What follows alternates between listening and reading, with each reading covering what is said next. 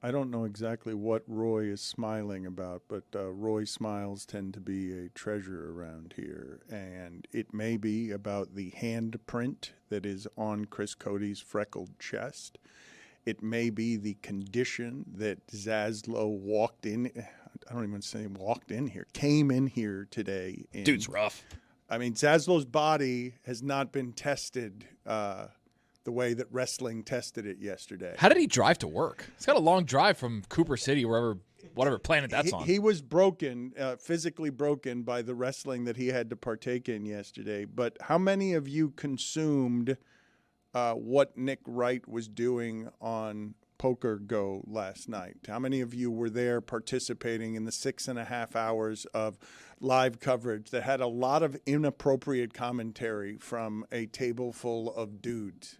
It was good. It was fun. We all had a shift on watching. We're all line shift mates. I had the 11 to 12 hour, Dan. So yeah, 10 to 11. Very late. Very late for the boy. Okay, but all of you got to experience something that felt like vicarious winning, or were you living and dying with the stakes of what it is that was happening? Because I got a message from Nick Wright today, and Nick Wright in Vegas is just generally dangerous. He's a little bit on the edge in terms of action seeking. And so I got a message from him this morning saying, hey man, I don't know about being on the show this morning. And I'm like, Nick, it is this morning. Like he's wanted. Vegas doesn't have, windows, and they're pumping in oxygen into the hotel, so you have no idea what time it is. Clocks are hard to come by in Vegas, and Nick clearly doesn't know what time it is, but he won big last night. Like I'm not going to say he was the big winner, but that's going to be that's going to be a big win in Nick Wright's poker life. That's a game that's beyond his comfort level. It was a 6-digit win for him. And there was, in my shift from 11 to 12, he had hit like a nice $78,000, $80,000 pot. I was like, all right, we're cooking here. So really when I logged on is when he started doing well. So I think I should get a little extra on the pot just because I was a good luck charm. Dan, he covered his wire to the Aria.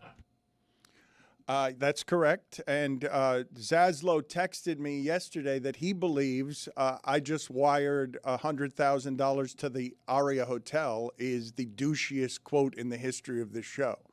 That's what Zaslow lightweight texted me, and Mike then texted back at Zaslow, you're just jealous because you had 6 sad walks to the ATM last time you were in Vegas, and you hate that Nick Wright was a big public winner and also won big on the show for the shipping container, which for some reason Poker Go was calling the custodians. Why were the broadcasters on Poker Go? By the way, the community of our show just simply took over that broadcast and made it really fun for the broadcasters. But why were the broadcasters referring to the shipping container as the custodian? Well, they weren't all that familiar with us initially, so it was a slip up. But I think it's actually an upgrade. I kind of dig the custodians, especially when you consider everything that's going on in the world and what our actual job is here. I like the custodians. Yeah, how many mistakes I'm actually making these days? I'm constantly cleaning stuff up. Yeah, custodians. We didn't clean enough up from yesterday. No, something slipped through yesterday. We're sorry. A few things slipped through from yesterday. Need more help from the custodians. The way to get them to do better is not by rewarding them with money. Vas a dar toda la vuelta así. Lo abrimos aquí.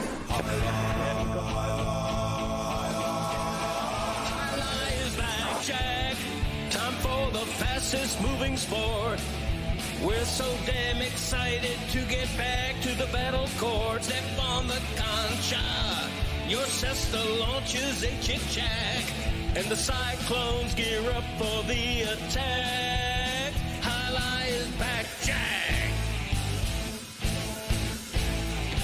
When the Warriors are running through, pick up the phone and call Manu. When the Renegades are moving in, the Cyclones will step up and win. When the Fronton is getting packed, that's how you know that Highlight is back, Jack. Let me hear you say,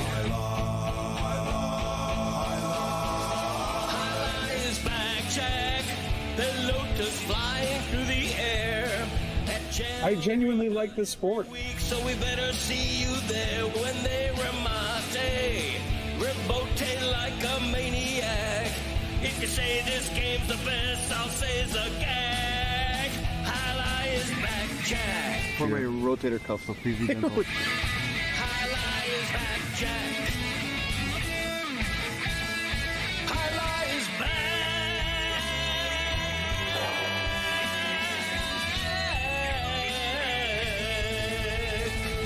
Highlight is back, Jack.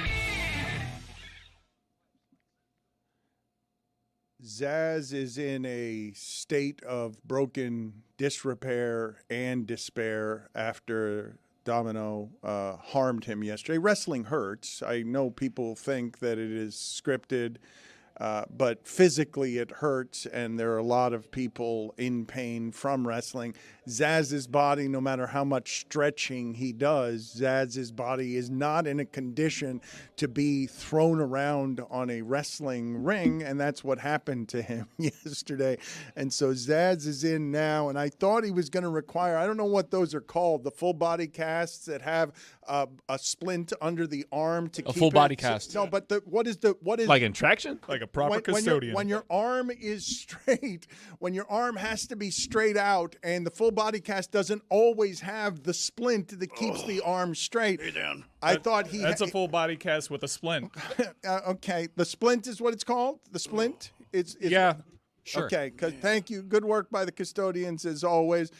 His arm is in a sling. Zaslow, do you want to tell us about what happened? Because you were welcoming the fight from Domino. You did very good, and you were great. And I got to tell you, as a villainous creature, you were great in terms of raking his eyes and then laughing. I stuck my thumb right in his eyeball. Yeah.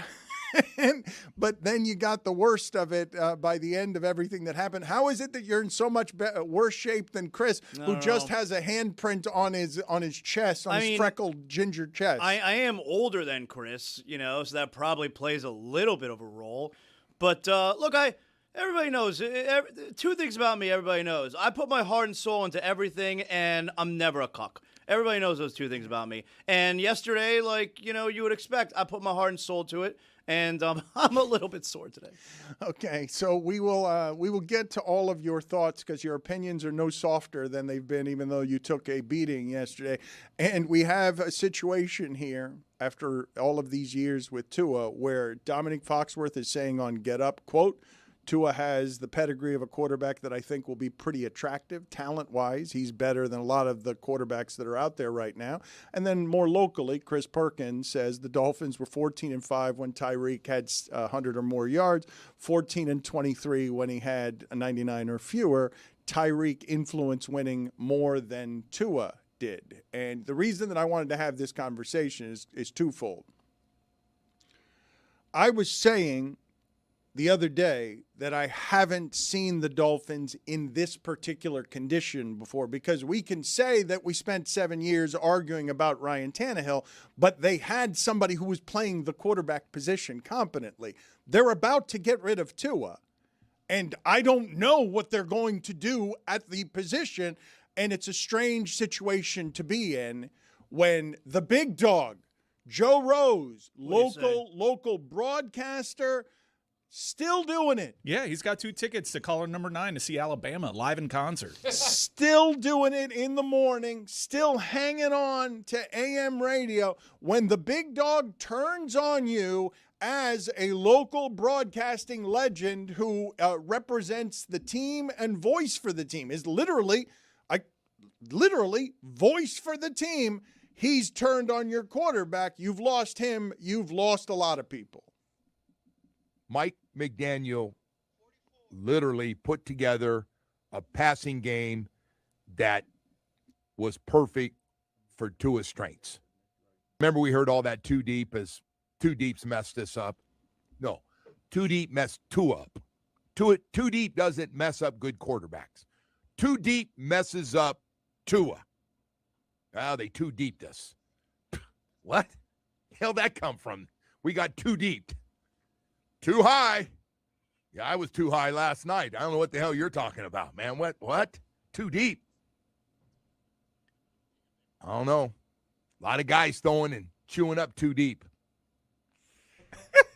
It's good. Respectfully. That was great. I've been there with a bad quarterback. When we had Tyler Van Dyke, like, damn, Wait a they minute. ran zone. No, but too deep slowed down Patrick Mahomes. Yeah, Too deep is slowed down every quarterback in the NFL, actually. I mean, the great ones tell their bodies not today. What are your thoughts here? Because this is a gulf of still different opinions, right? You got Chris Perkins saying one thing. You got Dominique saying this is an attractive free agent quarterback. I'm like, in what world? I think I have this right, do I not? Is Tua more expensive than Mahomes? Like, this, one of the gifts that Kansas City has, I believe, is that they now have a quarterback who is a quarterback at value for 10 years. I think technically, even though the common thought in the league is that Tua's not going to be on this roster anymore, so his cap number is not existing anymore. So as of right now, headed into next season, yes, that is the case, but Tua won't be in Miami. Do you have anything to say here? It looks like it might hurt your jaw to talk, so I'm not sure if your opinions have been muted by the pain in your face. I'm on a lot of painkillers here, Dan. So I'm trying to keep it together. But if I could focus for a moment, I will tell you, I find it shocking to hear that Dominique Foxworth, who will know more about football than me for the rest of my life. I have a very difficult time understanding how Dominic believes that Tua is going to be an attractive quarterback to anyone. Like, I don't think he'll ever be a starting quarterback again the rest of his career. But who's out there? His point is, who's available? So what? But what is it? Okay, so he's attractive for a team to sign as a backup? Is that what he's saying? Yes. That's not what that quote sounds The like. quote is, Tua has the pedigree of a quarterback that I think will be pretty attractive. Talent-wise, he's better than a lot of the QBs that are out there right now. That sounds like someone who is saying Tua still has a chance to be a starting quarterback in this league. And I would tell you, I do not believe that. Zaz, any QB in a roster has a chance to be a starting quarterback in this league because halfway through the season, everybody's hurt. But that's not what we're talking about. No, but hold on.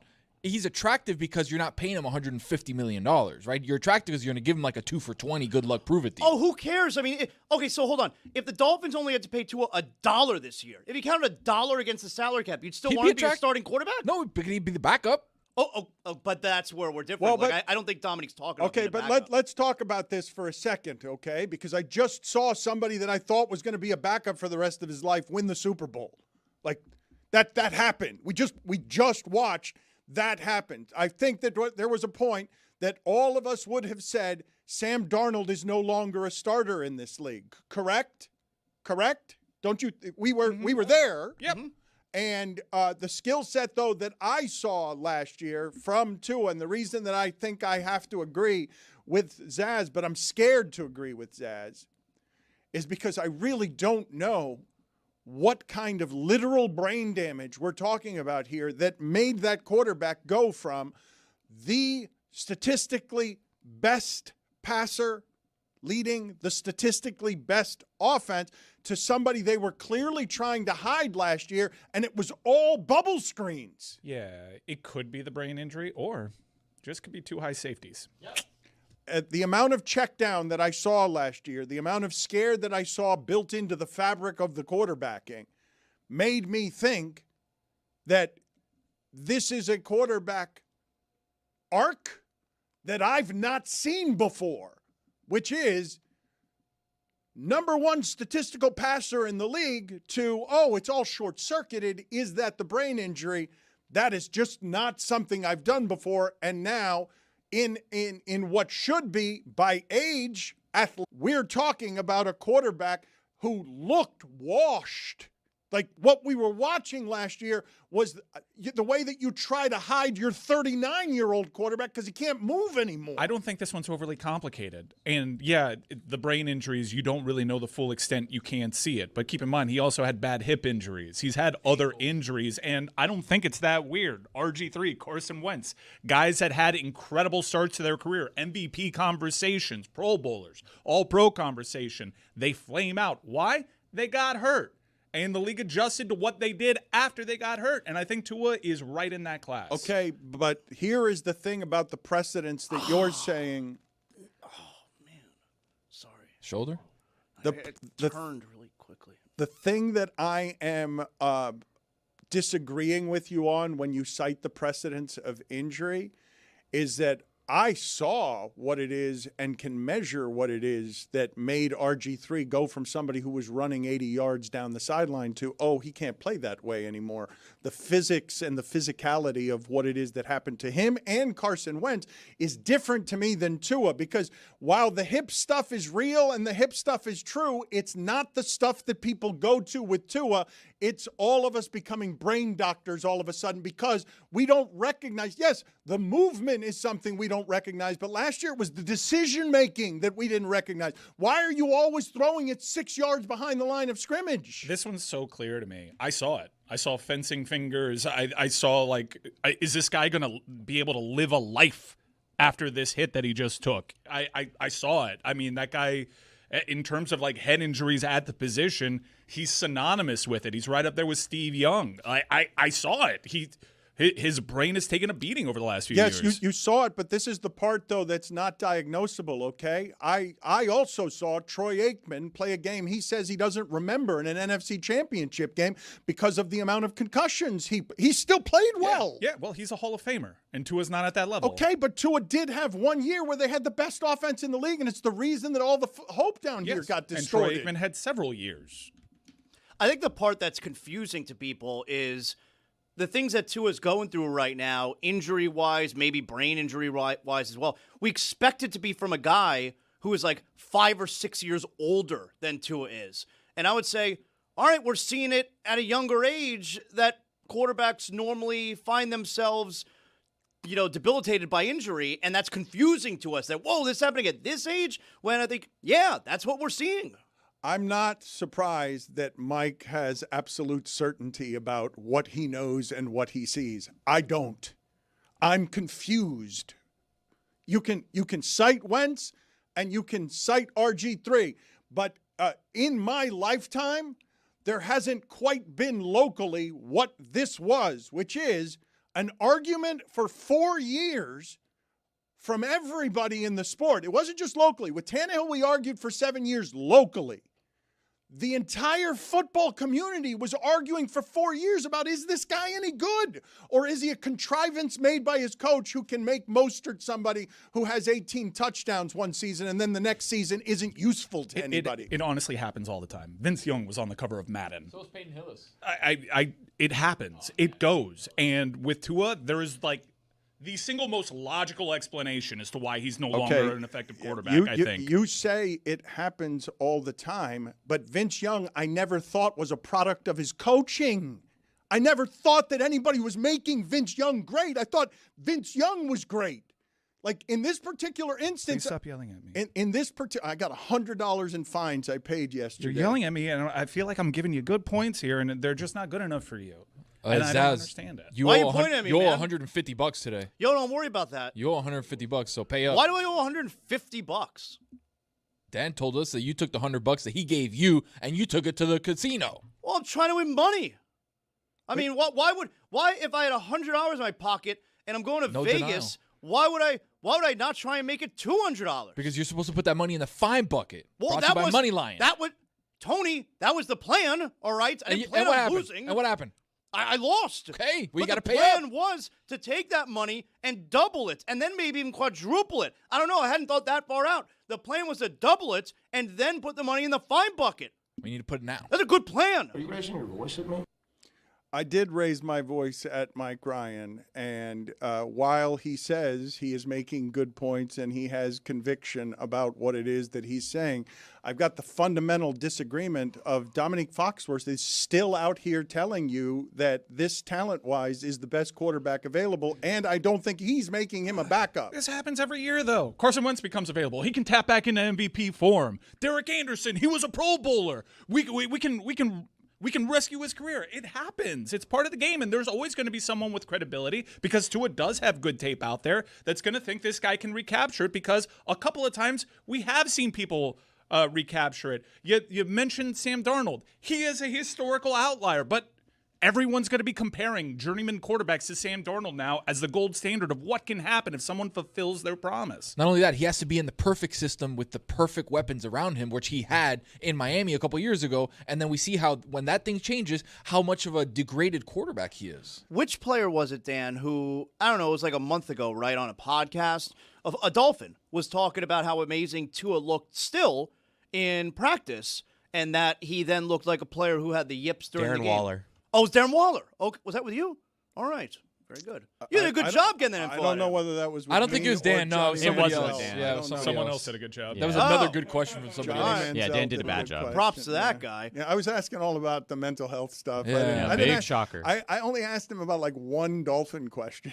Oh, all right. You could have gotten that nugget then. At the height of your despair, what did it look like?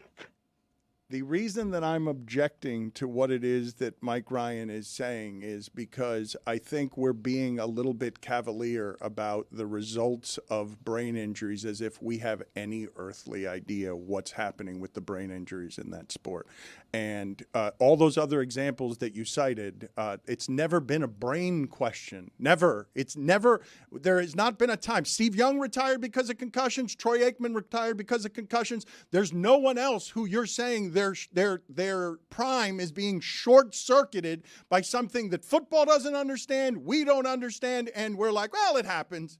Okay, if you say so, but I don't have the doctor diagnosis to tell you that I understand what just happened there, because I still don't know whether he was a contrivance. He was taken as a top 5 pick. The Dolphins would not be the only team that took him as a top 5 pick. He was universally regarded as one of the 2 or 3 best quarterbacks in that draft. Somebody else would have taken him in the top 10 based on what it is that he was. And now locally something has happened that I have not seen happen before. But I've taken too much time and the wrong tone in talking about what should be the celebration of the morning, because I want to thank the community around our show for making 6 hours last night around Nick Wright a whole lot of fun. And as an added bonus, originally he went into this saying, look, I'm going to free roll the shipping container at a max of $5,000. I'm going to give 6 people who are here $5,000 to split among them. But he won so much that it's even better than that. So let's hear from Nick Wright, because he wants to share his winnings with our audience and with the group. By the way, he is a very good gambler. Like many of you might think that poker doesn't have skill in it. I am here to tell you that that person has a mathematical skill and an observance of human beings that make him very good at poker. Dan, there was a perfect conversation happening between him and Cowboy Sean, who is the cowboy-hatted guy all the way at the end. That fool. I know you don't, because you weren't watching, buddy. You were in a gurney somewhere. So Cowboy Sean has a pair of queens, right? Queen comes out on the river. Nick doesn't have anything. Makes Cowboy Sean fold after bidding him up. Well, this is the thing, right? I believe that I can say accurately, even though I only know enough about poker to get beaten by people who know more about poker than me. But I actually think that the skill, or the greatest skill in poker, is how you play when you don't have the cards, not when you do have the cards. It's a great microcosm of the life. Tony's showing his ass there, bidding him up. I mean, jeez. Know the lingo, dude. This guy's a poker snob over here. Okay, then you say it, buddy. Were you watching or no? What were you doing? You were bowling? All right, listen, we don't need to fight. It's a time to No, celebrate. well, we need to fight. No, Say river or flop. I said river. There's Flop. money for all of you here. There's plenty of money for all of you, more than I expected. Here's Nick Wright. What up, Le Batard Show? Decidedly, definitively not on a toilet thanks to your guys' deceptive editing at the moment. I had told you guys that it was a 5K, it was 5% with a 5K max win, which meant if somehow I turned 25,000 into 125,000, I would ship you guys 5K. Sadly, that is not what happened. Instead, I turned 25,000 into roughly 160,000. So 135,000 win 5% of that, I'm not good at math, but it would be exactly $5,700. I'm actually very good at math. And there were 6 people, but Chris Cody, I made fun of his breasts, and I feel badly about it. So let's just round it all up. Let's say it's 7 people, it's $7K. Ship them all $1,000 each. And I hope to join you guys for an interview in the morning, but probably gonna turn up a bit and celebrate. Appreciate the support. Congratulations, guy. Look at Zaslow. Zaslow is not happy for anyone here. Yeah. Zaslow, Nick. How did I make more money than you in Vegas? Nick is presently careening through Vegas. I think he might have lost it all, so you might want to get that money back, because I don't know. His need for action is scary, because I don't think that people realize what it takes in terms of stamina to do that amount of time of math sitting around people who you might not like otherwise. that you're competing against. Now I don't know that. He might like them. They might be kindred spirits and soulmates. Sparkly hat guy seemed pretty cool. Put respect on his name. That's Doc Holliday. Clearly hated that Kiki guy. Oh, Senor Tilt. Oh my God, that guy. That guy's intimidating. I don't know what's going on, but I could tell. Congratulations to all of you. That's I want to say thank you to Nick Wright, who played an incredible game. For real. Thank you, Nick. Wright. Thank you, Thank you, Nick. Very gracious gentleman. Can I get some video of Nick, please, not liking Kiki? How sick is it that I was behind in that hand and I wanted him to go away? How sick of a gambler am I? I knew I'm behind and I wanted him to go away. Do you have a pair? It's ace king. No. Ace king. So there's no audio there, but you guy's an can asshole. see that Nick is just steaming. You could see he's actually giving him the Mick Cronin side eye. He's not looking him in the face. I can't get enough of that Mick Cronin sound. How sick of a gambler am I? How sick, dude. It was annoying to watch some of that. I mean, poker player chatter, it's generally annoying, I would say. Put it on the poll at Le Batard Show. Is poker player chatter generally annoying? Because I don't know. Our audience made it entertaining. The broadcasters made it entertaining. The custodians getting in there and getting in the chat made it entertaining. And so thanks to everybody with Poker Go and the community for making the shipping container a few $1,000s and an enjoyable evening of watching something on television that I'm pretty sure I can say accurately. The lipstick camera is one of the greatest inventions in the history of sports broadcasting because it allowed people to play poker with the experts. Put it on the poll at Le Batard Show. Is the poker lipstick camera one of the great inventions in sports broadcasting history? Because you cannot broadcast poker without it, nor can you learn how to play from people who are really good unless you're there is no book that can teach you what you learn watching a table full of real professional gamblers with the knowledge of what it is they have when that's not something that could be seen before. I'm pretty sure, actually, did that start with ESPN? Yeah. ESPN started broadcasting poker, and all of that became a phenomenon. Yep. I remember, I guess I learned of Chris Moneymaker that way, one of the great names in the history of sports to have that name. It's right up there with Brian Cashman as the GM of the Yankees. To have the name Chris Moneymaker. I was introduced to the whole idea of it by Chris Moneymaker as a sort of amateur beating a bunch of pros, and it was riveting to watch. What would otherwise be boring was riveting to watch because of the invention of the lipstick camera. That's exactly the name that I find synonymous at the same time as the poker really taking off as something that you could watch on television. Probably around 2001, maybe 2002. Like, I was in college, and I remember putting it on. It was ESPN. We were watching it all day long. Like, hold on, you could see the cards? Like, that was a new thing, and we were hooked on it. Get me for real quick the Mick Cronin sound again, because I do want to relive all of this again, even though we relived it 4 or 5 times yesterday.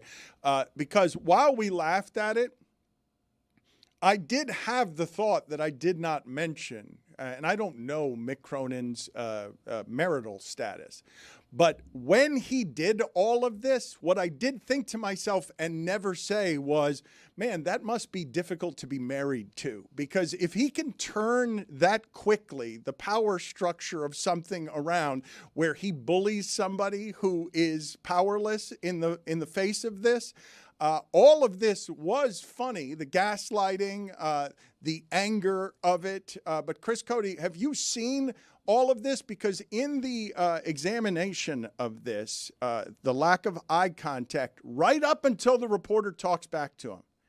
And he smirks. He smiles, and he's like, oh, you should take my kudos for saying, do you know how long Mick Cronin's been coaching? That's the worst question I've ever heard. That guy's been doing press conferences every day for 40 years. And he says, kudos on the worst question I've ever heard. And the reporter gives him half a syllable of talkback. And that's when Cronin turns and gives him eye contact. Your voice. And then immediately uses everything in his environment to undress the reporter. In the student section chanting Booker's name. I could give a rat's ass about the other team's student section. I just meant the overall the way that you I would like to give you a kudos for the worst question I've ever been asked. Did you like you should take it. the preparation of the... Do you really think I care about the other team's No, I don't student think you care about the other Are you team's... raising your voice at me? No, I'm just... Yeah, you are. Yeah, you are. Come on, dude. No reason. Come on. Yes, you are. Everybody's standing here listening to you. Everybody. This is on camera. They can hear you. I answered the question. I could give a rat's ass about the other team's student section. I coach UCLA. I don't care about Michigan State students. I mean, who cares? I hate him. I'm annoyed that I'm seemingly the only one here who hates him. Like, how do you watch that clip of Mick Cronin and not hate his guts? Because that's like the most tame version of Mick Cronin being it bothers me. Ass. So Mick Cronin married, had a kid, divorced, but his ex-wife is the author of a book called It's Not About Us, a co-parenting survival guide on taking the high road, which was released in October of last year, I believe. And so before moving to LA to take this job, he had a discussion with her about the potential of their daughter coming to LA. So she moved to LA as well, despite what was referred to in this USA Today article as a strained divorce in 2009. So Greg Doyle from the Indianapolis Star wrote an opinion piece on Mick Cronin, and he cited what was a long-standing rumor in college football. He sourced an Eastern Conference scout and a Western Conference scout that said Mick Cronin is the only coach in big-time college basketball that does not allow for videotaping of practices because he does not want any evidence of how he treats people behind closed doors. Like his reaction to the foul that his kid committed 2 nights ago was so over the top. No, like I don't even think it was a hard foul. I really don't. He ejected his own kid for what he thought was an inappropriate foul that could have injured somebody who was trying to dunk with 5 minutes left in a game that they were losing by 30 points. And Tom Izzo says he's never seen a coach react that way to one of his players. The kid, they're down by 30 points. The kid hustled all the way. Like, that was a hustle play. 2 guys did. 2 guys hustled down. So that's like good coaching right there. It was a crazy reaction that definitely embarrassed the kid. I didn't like that at all. And then after the game, that nonsense there. That guy's a jerk. He often embarrasses his own players. Yeah. He just called them not bright. You see how shook that kid was when he was telling him to leave the court? I felt bad for that kid. Are you raising your voice at me? We're not just realizing that Mick Cronin's not like the greatest. Okay, but I want to address something within that, right? Because there is a very obvious power shift happening and has been happening for 15 years. And the byproduct of all of the LeBron stuff, all the AAU stuff, all the players are being paid stuff is that Bill Self, okay, somebody who's used to having power, it seems like load management has now come to college as well because was it yesterday? Yeah. With Peterson where you've got one of the best players in the country. He is scoring 23 points in 18 minutes. He is making a 3, and then he's pointing to his coach and saying, take me out. And he's got people around him who are handlers who are more important to protecting the money that's around this kid than Bill Self. Bill Self might be used to being in control, but he's not in control of this situation. If you want the very best player, this is how Bill Self is going to start feeling after the game. You guys have kind of had this a couple times now where Darren has a really strong first half and then isn't able to go to the rest of the game. Just how have you sort of navigated that, and what challenges does that maybe present? Well, we've had it more than a couple of times, and I didn't anticipate that tonight at all. I thought he was good to go, but obviously we only got 18 minutes out of him, and that's disappointing because he could have had a really big night. But one thing about it is it's happened often enough that our guys have learned to play without him, even though that's not the way we want to play. But that's certainly something that we're not unaccustomed to, right now. That's a really frustrated coach. Like you said, that's a coach who's used to being in control, not in a bad way, and who does not have control over when his best player wants to help his team win games. I'd pull all my hair out. I'd flip my lid. Great head of hair. The thing about this, Bill Self, I think, is ground zero on Mike Ryan's expertise of accusing others of having prosthetics or work done. Bill Self is the starting point, I believe, on that. He originally accused, I think it was shocking to me the first time that Mike did it. I thought it was irresponsible journalism by him, but he's since made it a niche. When you say used to being in control, not in a bad way, I believe these coaches are used to being in control in a bad way. And I believe most of them are control freaks. And I believe that most of what's happening once you roll the balls out are out of their control. Most of the things that end up happening for control freaks, the daily frustration of, we planned all this, and now I've got a freshman who didn't do the thing that I asked him to do. I think it's exasperating for these control freaks to have less control than they've ever had, but especially if you're a formed person, like a formed coach and an established coach like Bill Self, where now, to be fair, Peterson's camp and Peterson say it's cramps. They don't say it's load management. They say it's cramps. And if it is cramps, it must be difficult to play with cramps. But I don't know if he risks further injury, and it doesn't exactly give off you're trying your hardest if you're not playing through stuff. There's an expectation in sports that you play through stuff so that the guy next to you can count on you, and they've got one of the best players in the country who can't be counted on to just play more than 18 minutes. Yes, in sports, but not in basketball. College is supposed to train you for your next career, and he's absolutely being prepared for the NBA.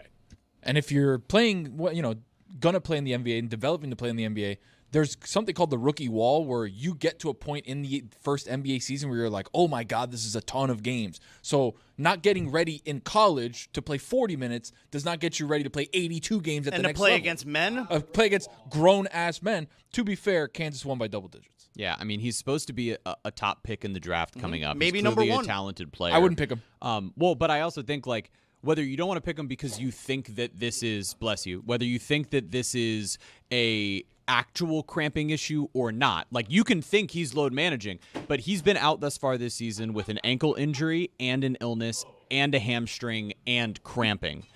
What? Jeremy, sorry, we have to laugh. That was a wet sneeze. It was I super saw wet it. Sneeze, yeah. I think that their video's not going to be able to do this, but I'm pretty sure there was spray involved. There was definitely spray. And I've noticed over the last few years, I can tell when some people are about to sneeze. Jessica was a prolific sneezer around here. Tony has gotten very good at blowing whatever snot he has into the crook of his elbow. I'm a Dracula sneezer, Dan. But what just happened? One thing I learned during COVID. Put it on the poll at Le Batard Show. Are you a Dracula sneezer into your elbow? That's a good reference. Thank you. Ichabod Crane. Trademark. The thing that just happened to Chris Cody, though, he left the room. He sneezed. It was a wet spray of some sort. And then he left the room to get a tissue. It was a little bit disgusting. And we've got glass in front of us Did you get anything on the glass? Like how wet was everything next No, to I you? caught it all in my hand. Okay. And I just went and washed my hand. What am I supposed to do there? I did everything right. I covered my mouth, caught it, and cleaned it. Shake my hand, Roy. Yeah, play on for me. Just cleaned it. No. That's following protocol. Come on, Roy. Come on, Roy. Shake No. his hand. What are you doing? No. You guys won't shake my hand? If you want Roy. to spend more time with a smiling Roy on Sunday morning at 8 a.m., he's going to give you some bonus programming because we've got a live watch-along on our YouTube channel. Roy and Dwork and Ethan and Rose and all the members of the Hockey Show and whoever shows up from around here will be showing up at 8:10 a.m. Eastern. Hopefully, we have to be rooting for USA Canada, correct? Yes. Anything other than USA Canada is a wild disappointment, correct? We can get that in the bronze, so don't worry. You can get Slovakia, Finland. Come on. I saw you guys yesterday. You were living and dying you were rooting so hard against Canada. I mean, yeah, because Canada is top to bottom more talented than the U.S., and, get them out of there, win a goal. Don't you want to beat the best? Sure, but if they would lose along the way, that's great too. If you can't beat them, join them, just like they'll do with us.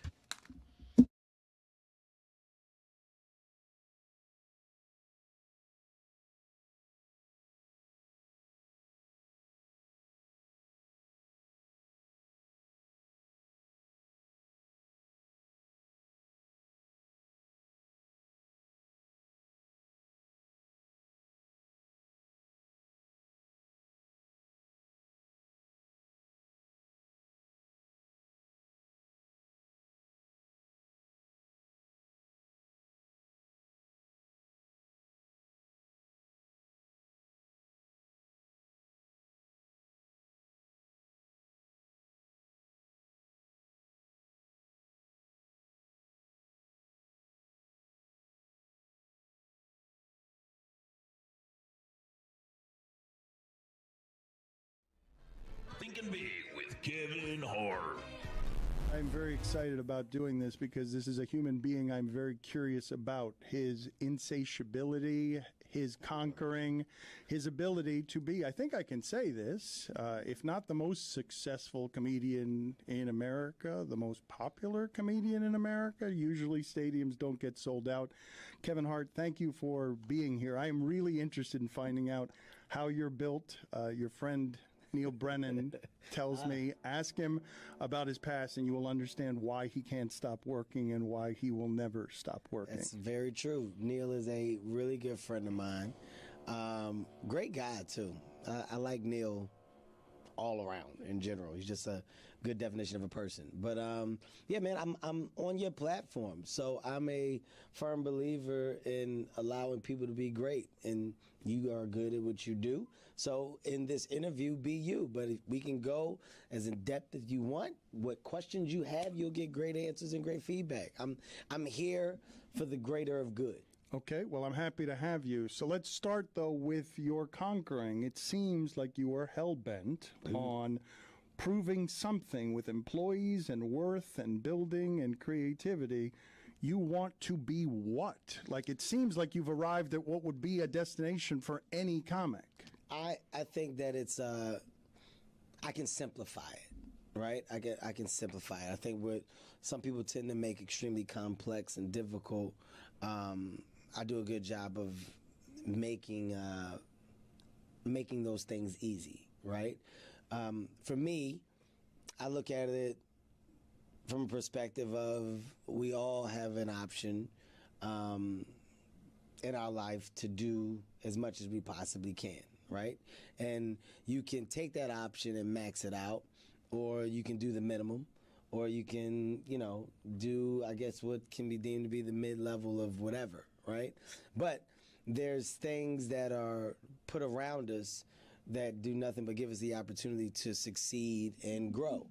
And it's how you use those tools around you to basically be a version of your best benefit. And my tools that I've been able to form and put myself around are people, right? I've been around some really great people that have achieved a lot of amazing things in their lives and their careers. And in doing that, it's motivating. It's inspiring. But have you met many like you? The Rock you guys seem to have like a common space where you both understand. Yeah, we want everything. We want everything. You've met a lot of people like that? I've met a lot of people like that. I'm an entrepreneur, right? So an entrepreneur, businessman, a mogul, whatever you want to define it as, there's people that have multiple layers. There's people that want to do a lot of things. There's people that do a lot of things. There's a lot of companies that have been developed to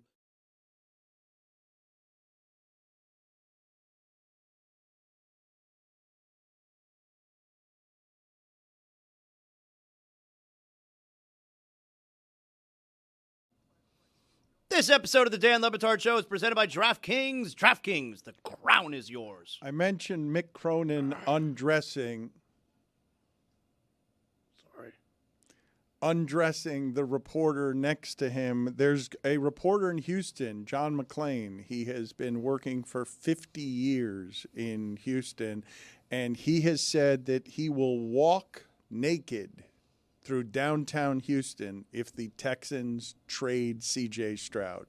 He does not believe that C.J. Stroud will be traded, and he believes it. This is going to go in the pantheon of bets that if he loses them, he's not going to pay them. There was that Seminole fan that promised to eat poop that didn't eat poop after the Seminoles lost, and you cannot betray your bets if you're going to say something like this. We are making arrangements for Greg Cody to walk to Seattle. He said that if the Mariners lost to the Blue Jays after being up 2-0, that he would walk to Seattle, and then the Mariners promptly lost to the Blue Jays. So we are going to make him honor that bet. David Sampson is with us now. He's giggling. This has to be either the worst or the best jacket in the entirety of his collection here.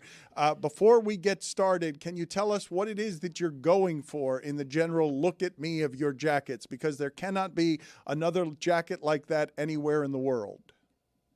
Well, I didn't have it made for me, so yeah, it's a Robert Graham jacket that is part of the rotation.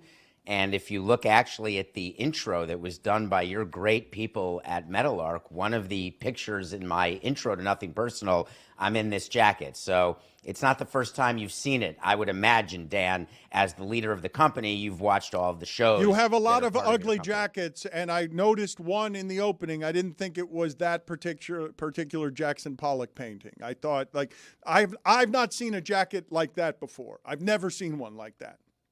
Well, you're a Gaia Vera guy. He's not.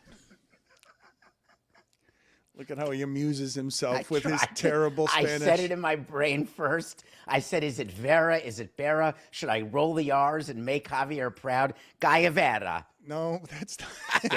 Yes, nailed it. No, great job, Dave. What is the name? How do you say in Spanish the breaded ham delight that is rolled up? How do you say that? The breakfast blank. You don't know what I'm talking about? Me? Yeah, well, yeah, you've said the word inappropriately before. Not inappropriately. You've said the word. Oh, the croqueta. That's it. You got it Atta right. boy. There you go. Look at that. That's really good. Yes, congratulations.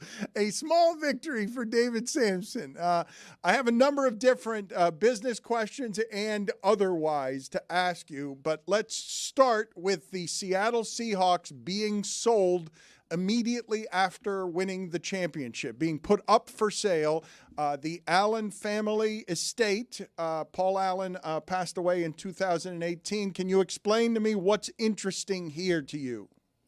Well, it happens to just be a coincidence because when Paul Allen died, his will said that my sports teams, and he had three of them, the Trailblazers, the Sounders, and the Seahawks, they will be sold for the benefit of a charitable trust. So all the proceeds are going to charity.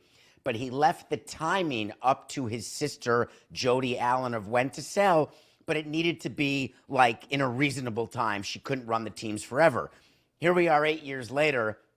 The Trailblazers are under contract, and the Seahawks were not even put up for sale. And the NFL was like, hey, the succession plan, the will, it's time. And it just so happens they won the Super Bowl, and now they think that they're going to get this huge premium because, hey, they're a Super Bowl winner. So instead of being worth $7 billion, it could be worth $10 billion or $11 billion. And that's not really how buyers look at these assets. They don't look at the record the year before and say, oh, it's worth more or worth less. It really is a matter of what the ego premium is. But it's time for them to be sold, and now they've hired an investment banker, and they're going to be sold prior to the You start don't of believe next season. you don't believe that after winning a championship, you're selling high? You're selling at the highest point. It's funny, I don't, because what you really try to sell is hope. Because the new owner comes in, what are the chances of going back-to-back Super Bowls where they could go another 10 years and not win, and they'd still be considered successful winning 3, in 25, 30 years? That's still pretty darn good. Just ask Dolphins fans. But no, when you're a buyer and you're looking at teams, not one time did it come up in selling of the Marlins, man, you guys didn't win 81 games. Your team is worth less. It's about what the revenue is, what the industry revenue is. The more exciting part for the Seahawks and the charities that will benefit is that there's new media deals coming to the NFL when Roger Goodell breaks all of his existing deals and renegotiates them, and that will lead to more money for all of the 32 teams, which will increase the value of all of them. I want to talk about some Epstein files stuff with you, and I will remind people, as I always do with David Sampson, that he shies away from nothing on Nothing Personal. He talks about all of the difficult stuff that a lot of other people are not talking about because it's too complicated, and this is one of the things I've noticed isn't being talked about. So Steve Tisch, the owner of the New York Giants, has said that he had a brief relationship with Epstein, and it's at least come out since then in the reporting by the Wall Street Journal and others that it's less brief than he suggested. Now, the owner in a no-nonsense league where the commissioner is known for being tough on all manner of crime, the owner is supposed to be held to a higher responsibility than the players. But the only way any of this is going to happen is if the media flames climb on it and if the pressure climbs on it. And the only way the pressure can climb on it is if the NFL actually investigates whether there's more here. Otherwise, he can hide in the silence and claim that it's still brief. What do you do here if you're the NFL? Because I'm guessing Goodell just hopes this blows over. Well, this is one of those examples where it's not like the NBA investigating the Clippers and Steve Ballmer and aspiration and trying to get people to talk to say, hey, what's going on here? Where can we find a smoking gun if one exists? What was the actual frame of mind with the Kawhi Leonard signing? This is different because all these files are now available on a website. They're available in public. And what you can then do is talk and interview Steve Tisch and say, here's what you wrote. We have it. What did you mean? You can say, what were the circumstances surrounding it? But clearly, the NFL is going to have to investigate, quote unquote, because this story is not going to go away. What's happening around so many people who are involved, not just in a cursory way in these files, because it's not about, quote unquote, being in the file. It's more about what were the circumstances under which you found yourself in the orbit of Jeffrey Epstein. What were you doing? Did you know what was going on? Number one. Were you a part of what was going on? Number two. Did you not just encourage but participate in the result of what was going on? Numbers 3 and 4. Those require an investigation, and Roger Goodell cannot get away without doing it. He may not do it publicly. It may not be hiring an outside law firm, but Steve Tisch is going to get punished. There is no question. He will not be involved in NFL activities. He will not be allowed to be involved in NFL activities. It's a matter of, is it a year or is it forever? I have not heard that anywhere. I think that is something that you're saying that is stronger than I'm hearing anywhere, because I haven't even heard yet that the NFL is saying we have to investigate whether we're going to investigate. And the only way this climbs, David, is if there's media pressure or NFL pressure. Like, you seem convinced that something's going to happen here, and you're saying punitively something is going to happen. I'm not hearing that. Yeah, Roger Goodell actually did say it right from the beginning that we're going to figure out what's here and then figure out if what's here is enough to investigate whether there's more here. So he has already come to the point of investigating whether to investigate, but it is all right there. And if you look at what the Wall Street Journal uncovered, it's really anyone can uncover it because it's literally available in public right now, much like stadium agreements, might I add. And so the NFL can't hide from it. And you talk about media blowing it up. I would tell you that there's not a next story here. This story is going to linger. And the question is who gets impacted by it and who doesn't. And the NFL has way too much at stake to be sidetracked by any sort of moral issue that could take place by a member of ownership of a team. So they've got to lop it off. And lopping it off isn't getting rid of the story. It's punishing the person involved and then moving on. It's flabbergasting to hear that the NFL's threshold is higher than, the highest office in the land. It's on the NFL and sports and corporate America. You see what happens with Wasserman. Like, there are actual punitive measures for people emailing about these things and not named co-conspirators. Just yesterday, Les Wexner, a named co-conspirator, under oath, under threat of perjury, said, I've never been talked to by authorities about Jeffrey Epstein. But yet Steve Tisch is going to. And yes, I'm all in. If there's something that this investigation turns up more than we already know, and even for what we know, punish him. But it is wild to me that there are punitive measures for people on the fringes of this and not at the very top. All right, David, let me ask you, when Mike mentions Wasserman so that I can explain this to the audience, okay? So Casey Wasserman owns a talent agency in Hollywood that he now has to let go because, from what I've read, and I haven't seen all of the details, but he had inappropriate texting, flirtations with Maxwell, Epstein's right-hand woman. And so the cause of everything around there that has made him sell put his agency for sale seems to be a bunch of artists are leaving and has put the business in jeopardy. But he has kept his position so far as the head of the LA Olympic Committee, but he is under a great deal of pressure to resign now. And to me, that was super weird that Wasserman and sports and the Olympics would have a standard. The Olympics, hugely corrupt, the Olympics would have a higher standard for what it is that must represent them, where there would be political pressure for Wasserman to step down from that position, and yet Trump's name is in the Epstein files more than 1 million times, and it somehow doesn't reach him. Explain to me what's happening there. Well, you're conflating some issues, so let's talk about Casey Wasserman, and talk about what happened with his agency.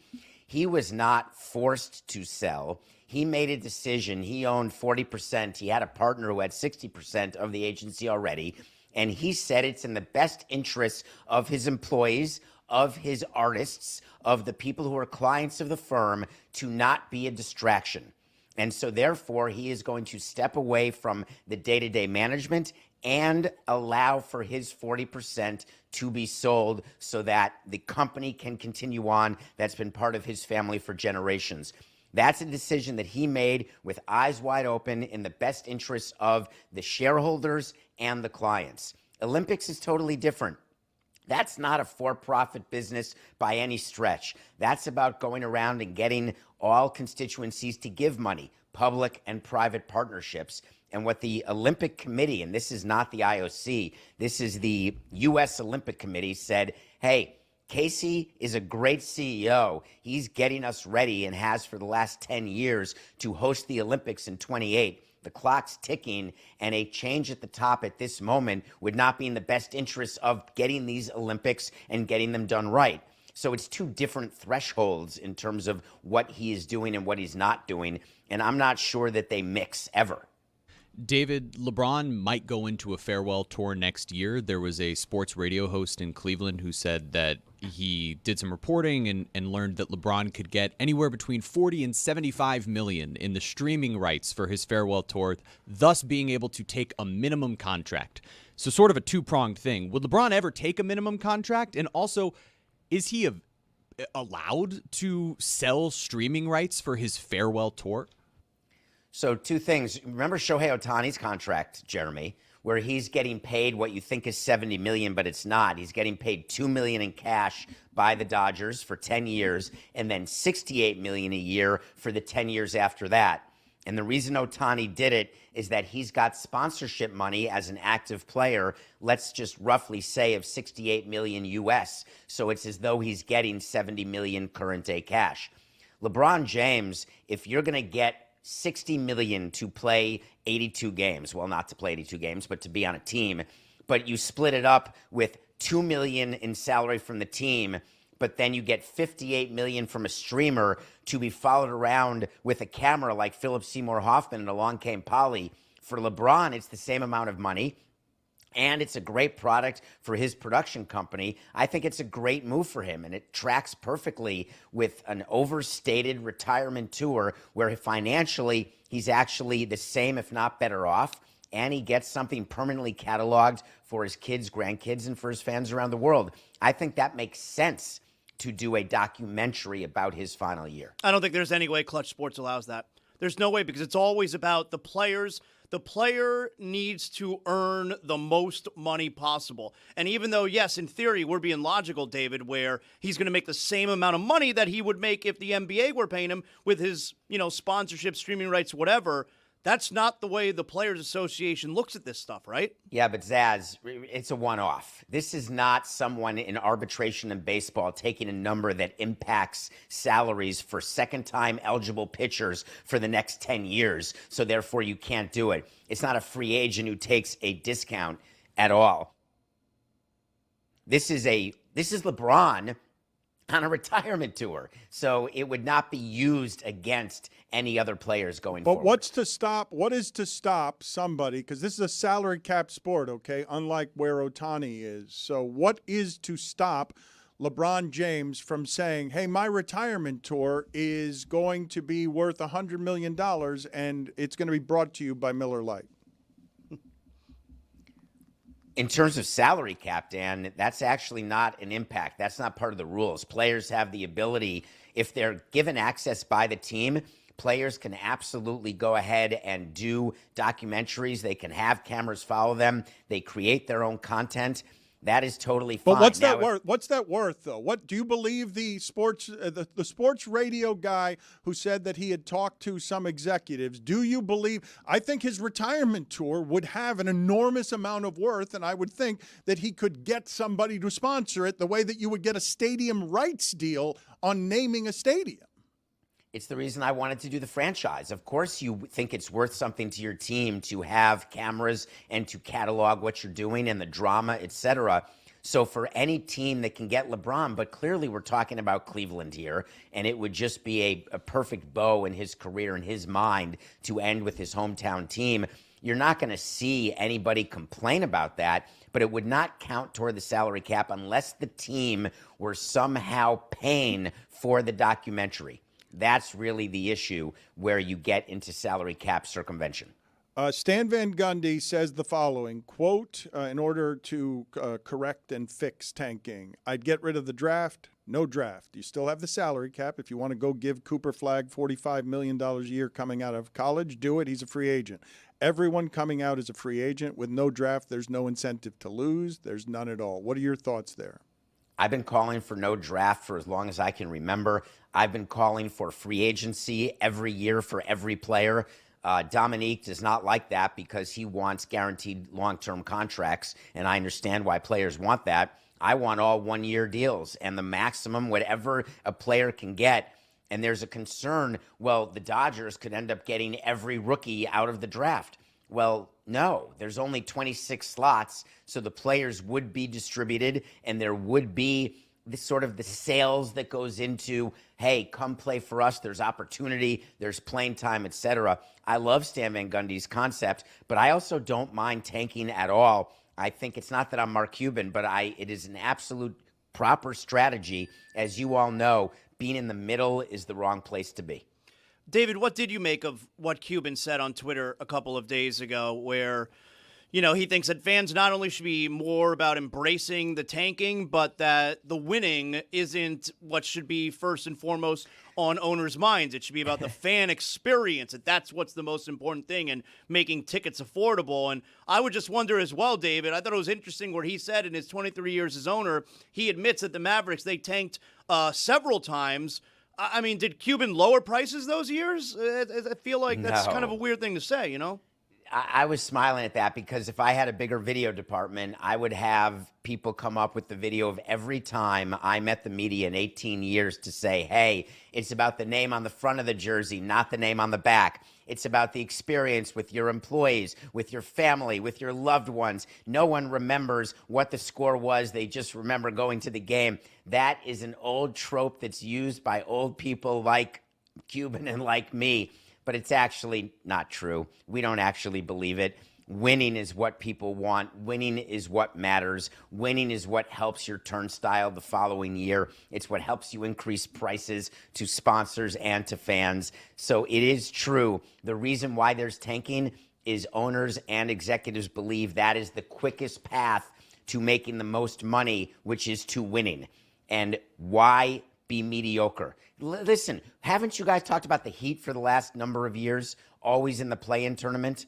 And eventually you do what the Bulls do when they came out at the deadline and said, screw it. We're tired of being in the play-in tournament. We're going to be the worst, and then we're going to try to get back to being the best. And you're never going to legislate that away. I do think that there's a middle ground, though. And I think the United States it's difficult because just the culture around American sports is it rings. It's a championship or bust, and I think that's a little unfair. You go over to places like in Europe where clubs don't have a shot at a title, and the fan has a large voice, and the fan experience is highly considered. Here in the States, minor league baseball, no one really cares if your team wins or loses. You care about having a good time, and I do think that American sports franchises could do more to ensure win, lose, or draw, the fan experience is going to be something that you're going to enjoy, and it's not so tied up in the result. I don't think that Mark Cuban is that far off the mark while still upholding a standard to your paying customer that, look, we're trying to win. But just keep in mind that those days are past where in-game entertainment used to be such a huge part of sports. But the number of people who go to a game, it's so much smaller now than the number of people who engage in the game on TV, through streaming, or however else they're engaging with it, that you're finding more and more people like Unrivaled, the new women's basketball league that is partially owned by John Skipper, where they built a studio in Miami. Yeah, you put a couple thousand seats in, but at the end of the day, it is a TV product. They wanted to sell the broadcast rights. And when you look at the NFL, you can't argue to me when you see the numbers for a regular season game is greater than a playoff game in any of the other sports. It's about the people watching, not the 60,000 who are going. That's just the truth. And the dome, you want to know why they're doing domes in the NFL? It's not so that people can be comfortable watching the game. It has nothing really to do with that. It has to do with the quality of the game. And I don't agree, but the NFL didn't like Seattle versus Denver in the snow in the second half. I happen to love snow games. I think they're awesome because I'm a Green Bay guy, but that's what they're trying to avoid. You guys have talked about this on the Sporting Class with John Skipper and Pablo Torre. Pablo's going to join us here in a little bit to talk about something that he just did that was sweet about Ronnie Seikaly and Magic Johnson. But when you look at the business of sports, what would happen, David, if right now I took all fans, paying customers, out of the stadium? What kind of damage would be done? Because you guys are always making some form of the argument that it doesn't actually matter if the paying customer is in the facility, as long as they're watching on television. Well, can we have actors there, or are you saying it would be like the COVID bubble? I'm talking about the business of it. I don't care about the atmosphere. I'm just saying, how much does the paying customer actually matter if there are no fans in the stadium anymore and you're cutting out all of the money from concessions and paying tickets? How much does that matter? It's interesting because it used to matter way more than it does, and it's the law of diminishing returns where it's mattering less and less, and that's the irony of all these new stadium arguments. Why do you think that the new stadiums now all involve ancillary development? Because new stadiums themselves are a losing business proposition. There are not enough events. There's not enough revenue, even for a baseball stadium with 81 games. For a football stadium with 8 or 9 home dates, forget about it. It's why that ancillary development matters so very much, because it's the only way to make the numbers work. I want to get to what's happened and been remiss here in not getting to it with you. So the head of the Major League Players Association, Tony Clark, who was in that job for more than a decade, you're smiling. Before we get into the details of the scandal, which I assume is what's making you smile, because you love when labor gets betrayed by its leaders and there is scandal involved, what will be his legacy as a negotiator? Never mind just what's happened here at the end. His presiding over the players' union, which used to be the most powerful union in sports and one of the most powerful unions ever, what will be his legacy? Did he destroy that players' union? No, that's too much. He was a players' leader. That's, you know how in sports there's a players' manager where they're just sort of, they're one of the guys. Tony Vitello of the Giants is trying to be that by shagging and doing drills with his players, and you want to be one of the guys. And then there's, you know, the Buck Showalters of the world who are clearly not one of the guys, and you tend to go back and forth when you're hiring and firing coaches. That's what Tony Clark was. He was the guy who was looking out for player comfort, worried about game start times, worried about travel, worried about chefs in the kitchen, worried about all sorts of crap that owners didn't really care much about, and was willing to trade meaningful things in order to get these player comforts. He was a players guy. And I think now the players realize, and it's not about screwing his sister-in-law, whether that happened or not. The reality is that they are going to a much harder line stance on core economic issues, and that's why there's going to be a work stoppage. Having nothing to do with Tony Clark and scandal. The reality is you could have Bruce Meyer in there, who's the interim director, or you could have Mickey Mouse in there. The union membership has gotten to the point where they're less interested in comfort and they're more interested in allocation of dollars. And that's when fights happen. As an owner's guy, though, what was your favorite kind of person to negotiate against? Was it the players guy like Tony Clark? Yes, it's a dream. You know, baseball was not happy when Tony was let go in one regard, but the truth is Bruce Meyer was, you know, the chief negotiator with Dan Hallam last time, but you had Tony Clark there with Rob and saying, hey, you know, Tony, you know, tell Bruce to relax. Tell him he doesn't know what he's doing. He's going to screw this all up. Now you, in theory, have no one above Bruce to calm Bruce down.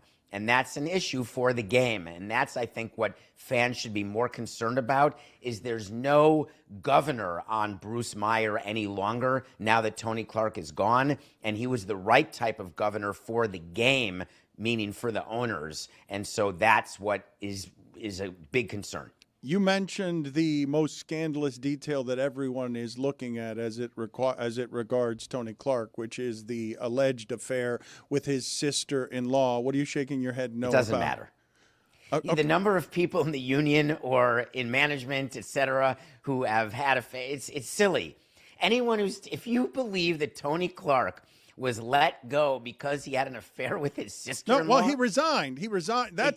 Look, I don't know. Laughable. Okay, there was an investigation, but that is the detail people are seizing on in the resignation. But as a talk topic, we were discussing briefly yesterday something that feels like it would be in your wheelhouse, which is the greatest of the betrayals with the most consequences? Is it having an affair with your sister's husband, having an affair with your sister's wife, having an affair with your brother's husband, or having an affair with your brother's wife? Which is the greatest of the betrayals? I'm an ally. Your brother's wife. Definitely. Would be number one. Wife's sister. Because you're brothers. No. Listen, if you leave a marriage to go to a same-sex relationship, like you leave for your brother's husband, and all of a sudden your wife is like, oh, you know, all right, I had that one wrong. I sort of suspected but wasn't sure, but I can deal with that. If you ask a woman whose husband is left for another man versus another woman, every woman, and you can put it on the poll, would rather her husband leave for another man because it's far less personal or damaging. Why are you guys berating Chris right now? Why is everyone He's in a tough Chris? situation, Dano. Yeah, Chris is I'm married to a twin. Yeah, so you're very clearly attracted to your sister-in-law. Identical twin? Yeah. Mm-hmm. Wow, good for you. Good for you. Who would know, Chris? What do you mean good for you? That can't be bad for him. Good for you. He's got a point. What do you mean it can't be bad for him? It's a dream. He just got berated by the entire. Because I voted wife's sisters the worst, and they were all like, "Oh, I go." Of course. I don't like this combo. For Chris. For us, it's fine. Before we get to your movie review, Robert Duvall passed away at the age of 95 earlier in the show. He's got a lot of great, memorable lines, historic lines. I don't know, it's probably not his best movie, but I love The Smell of Napalm in the Morning is a classic, and his best movie, I guess, has to be Godfather, although it's not. It is a starring role, but he is a lesser character in The Godfather. So do you have any memories or anything in the way of context on the way of what kind of actor historically Robert Duvall was? Well, I'd like to do a top 5 Robert Duvall movies if you have time. Sure. Do you have any OLI, or are we just going to go straight to the hard top 5? We spend too much time on Cody's sister-in-law, so we got to go right to the number 5. Number 5 top Robert Duvall movies, Deep Impact. There is nothing like being washed away by a wave, holding Tia Leone's hand, although that wasn't his daughter. What a great movie. I'm all in on Deep Impact. That is the way to go. Number 4, The Apostle. Not many people saw it. He actually wrote it and directed it. This is a tour de force. That's an Adnan phrase. This is a movie worth your time, I promise, but not as good as number 3, MASH. He is. No, you put the TV thing up. What is that? For the audio audience, they're showing the TV cast. He was in the movie MASH, the Robert Altman movie playing Colonel Frank Burns. Sorry. Number 2. It's outrageous. Number 2, Apocalypse Now. For people looking for war movies, this is probably the number 1 war movie. You've got Deer Hunter, you've got Coming Home, you've got Platoon, you've got Born on the 4th of July, you've got Saving Private Ryan, you've got Black Hawk Down, you have Zero Dark 30. Apocalypse Now is the grandfather of all these movies, and Robert Duvall is the character in that movie to pay attention to. And the number 1 Robert Duvall movie, not even close, The Paper. Not even close. Wait a minute. So no Godfather? You're going with The Paper? Not even close above Apocalypse Now? I don't have The Godfather as a Robert Duvall movie. He is in The Godfather, but that is a Marlon Brando movie. At least you can say it's a Diane Keaton movie. What about if you Apocalypse so choose. Now? He put that too. He put that. I know, but that's a Martin Al Sheen Pacino movie. movie? Martin also. The Paper is a movie that does not get enough attention. It's directed by Ron Howard with Michael Keaton. Oh, there they go. They got The Paper. That is not The Paper. That is the TV show that you're showing. Thank you so much, video team. You guys are that's nailing Mike it. Schur, The Paper. Yeah, that's Mike Schur's.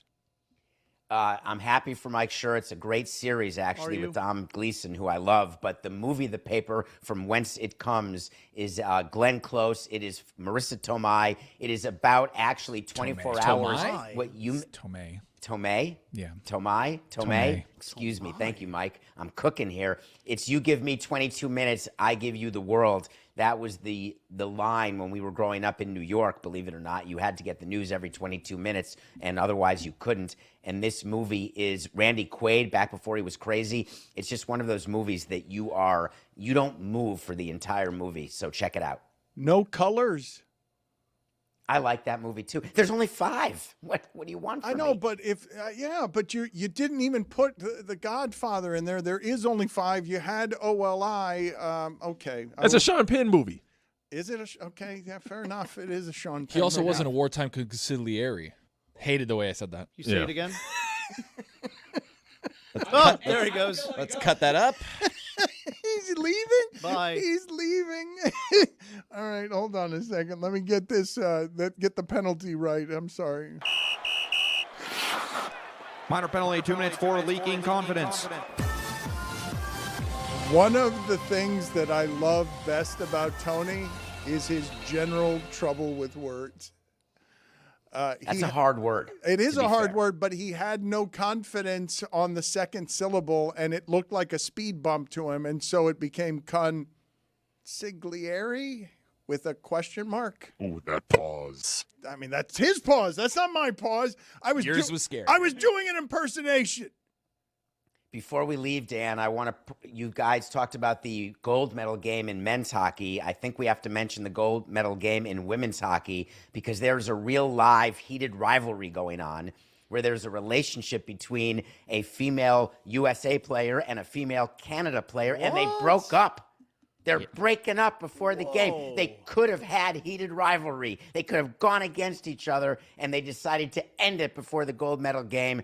And now I'm not going to watch because I'm so despondent about that. But now it's an actual rivalry. Like, I saw these rumors on TikTok, David, that this couple had gotten together and now broke up in the final stages of the Olympics. And that's an even better plot than you could have written, in the idea that now it's an actual rivalry. These aren't people who like each other. Now they hate each other, and they're squaring off for the gold medal. I can't think of anything better. Oh, I want to beat my sibling way more than I want to beat a stranger. I want to beat my spouse. I want to win a competition against my spouse way more than I want to against my ex. So I happen to think that the rivalry is greater if they're together. That's the whole heated rivalry show. You want to beat your spouse? I think I'm good, right? Yeah, Tony's off. After what just happened there? Luckily, Dan, I don't have a spouse. Put it on the poll at Le Batard Show. In a rivalry, do you prefer to beat... Wait a minute. No. Do you prefer to beat your spouse in competition than a stranger? I don't think that's true. This was a good idea. I don't think that's true. I don't think that... Why would you want to beat your sibling in a competition more than a stranger? I would think... Wow. You think that... You think that Venus Williams and Serena Williams, they would rather play against each other and beat each other than beat a stranger? I don't think that's true. No, they hated playing one another. That's why the matches were always bad. That doesn't mean they didn't want to win. I just happen to think that when you're competitive, this is what you do. Let me hear Tony's mistake again. He also wasn't a wartime consigliere. So he swallowed the N and put the G before the N? He also wasn't a wartime consigliere. Sounded like Cug Sig. I'm going to do this again to him. Didn't sound like what Dan 2 minutes said. for leaking confidence. You can't kick me out again when I did it myself. I am kicking you out because you did it yourself. You don't make the penalties around here. When you don't get to decide. That's how I do it, though. Well, that's how you did it. Now I'm doing it to you this way. Sounded like he was talking about Zaz and Cuxiliary. He also wasn't a wartime consigliere. Both of you get out of here. Wow. It was an effort. Oh, wow. Yeah. I was doing a limited fake, like when you almost said the C word. Look at you now. We checked down first. Look They at said you now. went around. I was doing it. All right. See you later, David. Thank you. The name of the podcast is Nothing Personal. It is exceptional. There is nobody doing what he is doing in the space, trying to tackle all the toughest stuff by himself with Coca. I want to beat my spouse. He'll say edgy things on Nothing Personal. I want to beat my spouse. Thank you, Dan.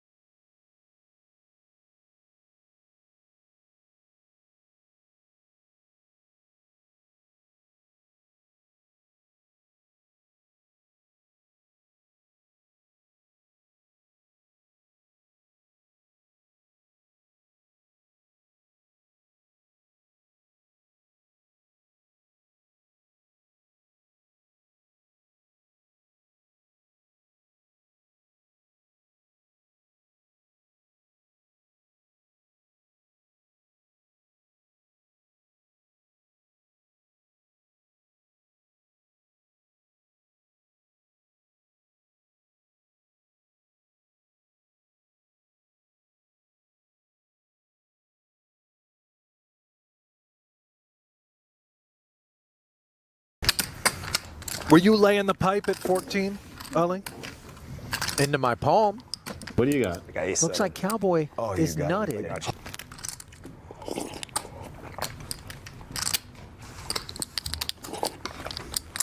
I just felt the slurping spoke for itself. There's a shocker. Slurp them if you got them. Crime scene. I think those are those anal beads right on the front of the brim? Insane. First off, who's the button right now? Sorry. Far be it from me to try to get us on the rails. What's the problem? I don't think they are. Let's just leave it at that. I don't actually. I've never seen them. I don't know what they look like. Never used them. No, it's not cash. Yeah. Ooh. Hold on. What was that? I did clock that myself. Where did I'm that not come certain. But it's been a long session. Oh my God. Perhaps a little purge. A little crop duster. Close. And I realized, by the way, the custodian's show name, they're the shipping container, but I think 1,500. maybe we found a new one. Not sure if. You're right. You mean to tell me this whole time Le you've been Batard will referring agree. to them as My guy Lido's something that is not what they're called on the show? Kicking your That's ass. correct, Ellie.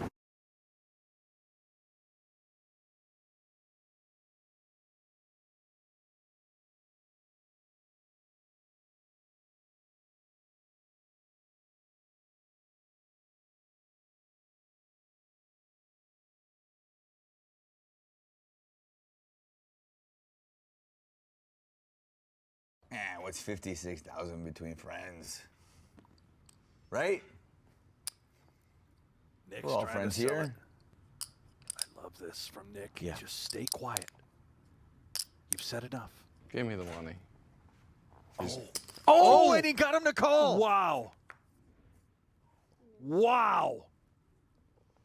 Nice hand. Thank you. 150,000. Yeah, make sure I'm right. Wow. Heading over to Nick Wright. Spasiba. He is now up more than 100,000 in this game. The custodians. Yeah. The Le Batard. The crew. They're loving this. Big payday coming, fellas. Hang in there. Don't ride the broom. I'm telling you, hang in there.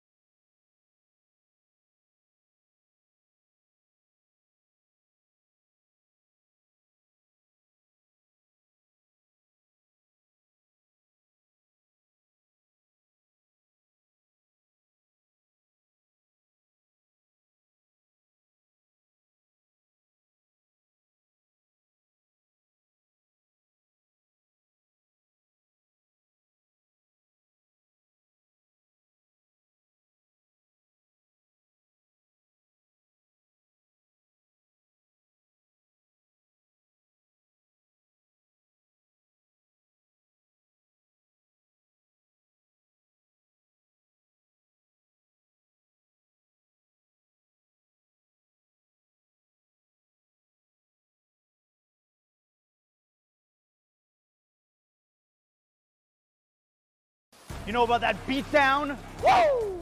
Domino's about to catch that beatdown. Yeah, I'm hungry for lunch. I'm gonna order some Domino's.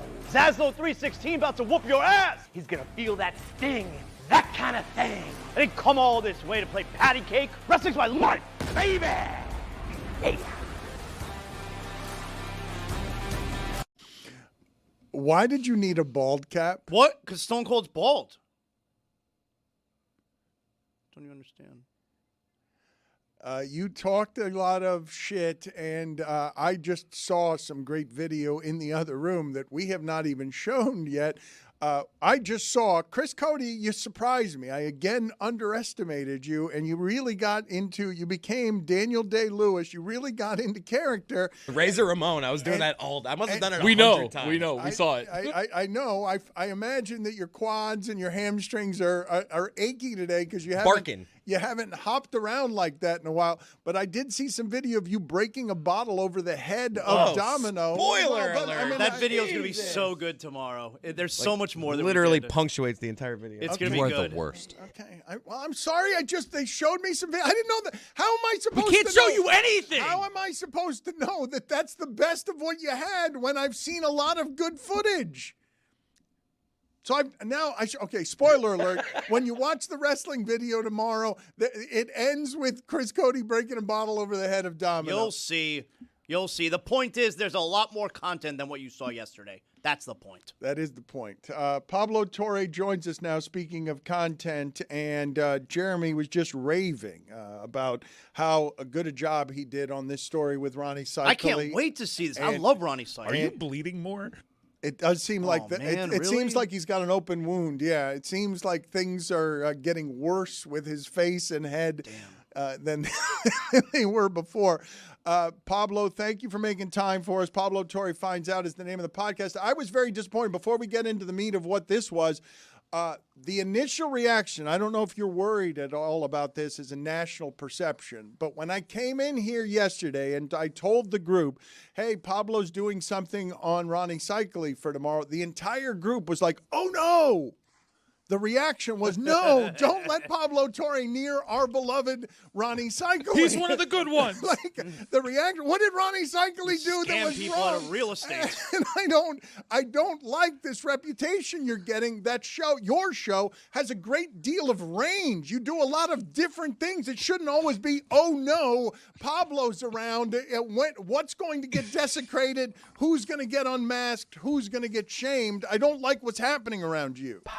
It did take a year for us to publish this episode, in part because we've had the difficulty of trying to convince people, hey, look, we also pick people that we want to stand by and hold up as friends of the show, and also people that we think are worth celebrating. And the hope, as you were alluding to, Dan, is that if we say this is a story you got to hear, it could be because the person in it is guilty, allegedly, of various things. In this case, I'm happy to report that Ronnie Seikaly is a total mensch. It is amazing. And that's part of the whole palate cleanser premise of this story is there are so many horrific people that we end up profiling and talking about. And in many ways, I was just watching the video of Sean Strickland, right? The MMA guy who's saying things that are just even making the people who want to be rebellious feel okay, that's too far. You shouldn't be saying that about Bad Bunny and gay people in 2026, all this stuff. Ronnie Seikaly is the opposite of that. I didn't plan for Sean Strickland to say all those things, but Ronnie Seikaly, in a fun, genuine, authentic, and ultimately, for the first time, public way, is the person I wish more people were like, because he rules. And I would like to give him our stamp of approval and not, again, a red flag that says stay away from him. I want to get into the entirety of this particular story, but I will tell you that Ronnie Seikaly, very early in my journalism career, after he was traded from the Heat, gave me one of my most memorable quotes I've ever gotten from an athlete. When he was talking about Louis Chaffel and Miami Heat ownership, he said, Louis Chaffel is someone who is a snake who lies so much that he lies even when he just says good morning. You found him uncommonly honest, correct? It's not just that he's a mensch, it's that he speaks his mind, and he was progressive long before it was popular to be progressive, and he's on the right side of history when it comes to Magic Johnson, obviously. Oh, but then the through line is he's fearless. Ronnie Seikaly was the guy I knew from NBA Jam. I had his trading cards, He was a guy, of course, who was known as a big man who played in Miami and then for a bunch of teams, a journeyman of sorts. But the dude is fearless.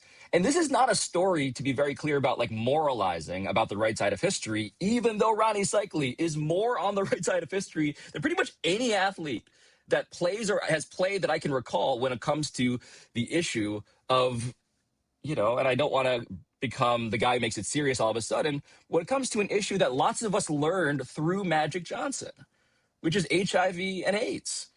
You know, this was a time in sports in the NBA that we all think we know because Magic gave this speech, right, in 91. And Dan, you remember this. I mean, Dan, what was it like to be a working sports writer in 91 and to see Magic Johnson get up there and say, I have HIV. What was it like? Oh, my God. It's one of those moments, the rare ones, where you remember exactly where you were because something just shifted at the center of sports and society where we all thought that Magic Johnson, in coming to the microphone and announcing his retirement, was also announcing that he was about to die. Yep. That's what the feeling was. That's how I felt as a kid watching it. I remember exactly where I was finding out and watching it, and that was, Magic Johnson is telling us he's going to die. And the crazy part, among many crazy parts of the story, which I didn't know and which Ronnie Seikaly has never talked about in depth until this moment, until this episode, is that, okay, you may recall that Magic Johnson was also so popular simultaneously that he was leading the All-Star voting. Despite that, right? In parallel with that. And so Magic Johnson, while he is being projected by everybody to die, and Karl Malone is out here saying, I don't want to touch him, and HIV/AIDS, what is that even? Everyone kind of sounds like Donald Sterling in that clip that we've all heard before, right? Like, he's got AIDS, right? Like, everybody's just saying that.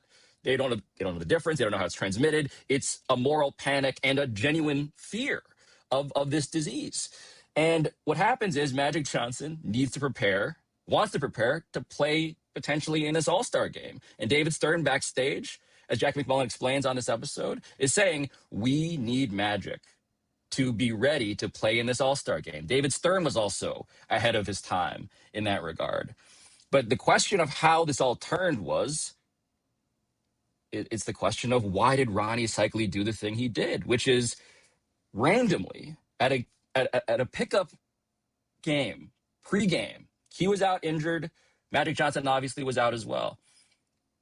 Ronnie Seikaly challenges Magic Johnson, who is he's a leper, right? He's beyond that. He is somebody that no one wants to be around, physically touch. No one wants to be around him. Ronnie Seikaly does the thing that breaks the seal, and he says, let's play one-on-one.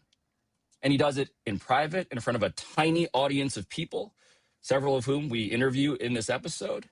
And this is the thing that opens people's eyes as to, oh my God, first, what is he doing, right? There is the panic around what is Ronnie Seikaly doing? And what he ends up doing is changing Magic Johnson's life. And Magic Johnson has only spoken about this a couple of times, but he has referenced it as this moment that was a turning point at his absolute lowest. Ronnie Seikaly was the guy, for seemingly no reason, who said, let's play one-on-one. And they did. And the question of this episode that we go on to solve and investigate is like, why the hell was Ronnie Seikaly the person to do it? And that's where his current life as a DJ, the world's largest DJ, as you guys know, in Miami, that's how his love of music and his love of house music and his love of a culture that was personally experiencing HIV/AIDS in the 80s and 90s before the rest of mainstream America, and also his own personal relationships with people who lived and died from that disease, family members who did. That's where it all comes together in a way that I had no idea about. Pablo, Karl Malone's comments back then were very well known when Magic was going through this. I don't remember hearing about this Ronnie Seikaly story back then. Was this a known thing? It was pretty much unknown to everybody. It's been written about once. Jack McMullen wrote a book with Larry Bird and Magic Johnson when the game was ours, and it's a paragraph on one page that's passingly referenced.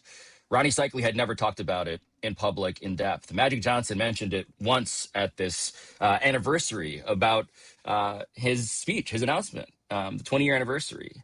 And no one has, I didn't know about this. And of course, part of what's great about this story, right, is that some stories take a long time to report because the people in them, and this is the rarest thing, Dan, right? The people in it are not here to promote it. Magic Johnson wasn't trying to make this a whole big deal. And even more amazing, Ronnie Seikaly wasn't. This was not a thing for the public. This was a thing behind closed doors in private that he did as a gesture because it meant something to him in a genuine way. And the only way, I mean, look, and we're all guilty of it, right? Like, in the era that we live in, if you're not talking about it publicly, it doesn't exist. Ronnie Seikaly did this for Magic Johnson, and that's it. And it took him, you know, it happened in 92. It took him a quarter century to eventually talk about it with someone. Let's play a clip here from Ronnie Seikaly in his own words. I just walked up to him and I said, "Do you want to play one-on-one?"